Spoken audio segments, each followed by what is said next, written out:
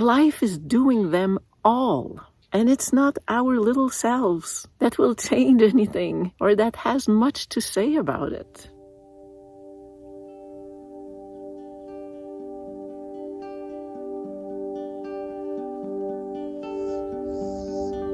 Hey everybody. So this is day 82 of my 100 days to change my life experiment. And I'm here in nature. And what struck me as I was coming up and looking at these amazing rock formations and creatures and birds just moving around, and I was watching the dance of the swallows against the cliffs up there.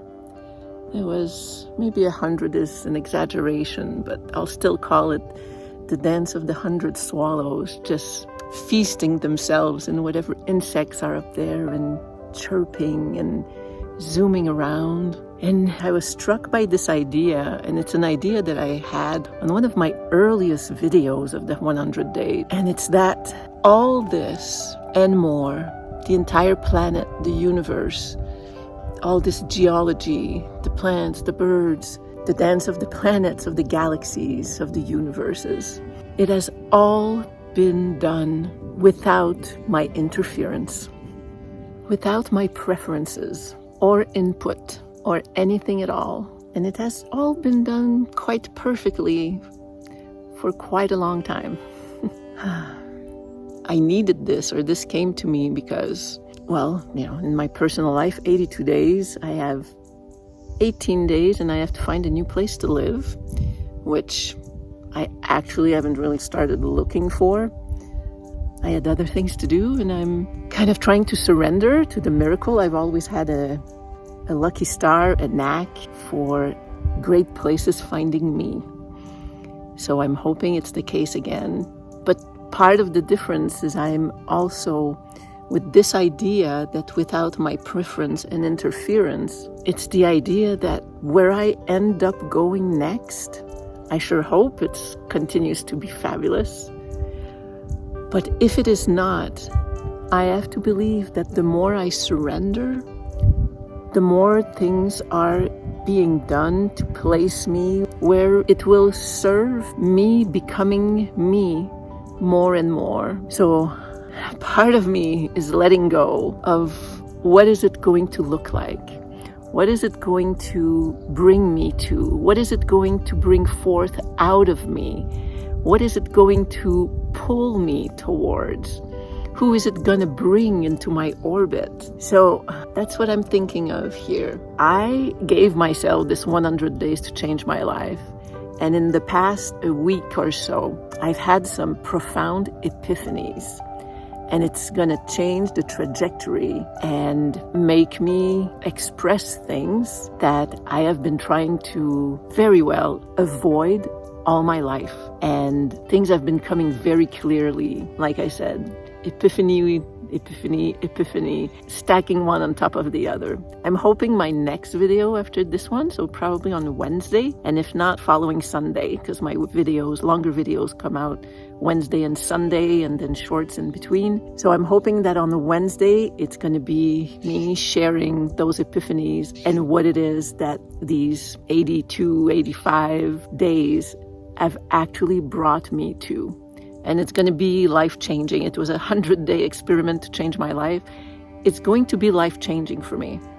And all I have to do is follow, is be led, and continue to surrender so that I am done by life instead of trying to do life. Whenever you're in nature, look at it all and remember, right? That's a stellar J. Beautiful. He agrees. It has all been done without our input, without us saying this is good, this is bad. And it is all being held together, and it will continue to do so. Regardless of what us human do and not do, our interferences, all this is going to continue to be held together in one form or another without human input. And humans as a collective, and then humans as individuals. The all that is can do all that It is making each leaf, each plant, each rock, each insect do exactly what it was created to do. They don't struggle to wonder, what am I supposed to do? What's my purpose? Life is doing it for them because it's in the seed of their soul. It's in their imprint, the blueprint of how the energy that came to be that. And we have the same. The same is in us. And the less interference and preference and judgment of ourselves or of our lives and resisting our lives, I am so good at that, and being in disagreement with life and with what other people are doing. It applies, and I know this is something I need to work on, that all that being done by life is being done in everybody's life. And whether we think that somebody should be doing something else or differently, or that they're doing it wrong, or that they're doing it right, or that this person is great and this person is not. Life is doing them all. And it's not our little selves that will change anything or that has much to say about it. We have to surrender. I have to surrender. I have to let this be in charge of me, because I felt all my life that I have this realization of my seed, of my potential that is greater, or that I have only been able to feel and not been able to imagine almost, because whatever we can imagine, we can only see with our minds, and whatever is my full potential is bigger than what the mind can see, mostly because the mind bases everything on the past. So anyway, that's another discussion. But if I want to continue on my path to becoming that, a big piece of that is allowing this to be in charge. You know, Jesus, take the wheel. And this is all that is. And it knows what to do through us. I think I'm a little redundant, but I'm a little bit more of a philosophizing mood than giving the 3 steps to do this and that.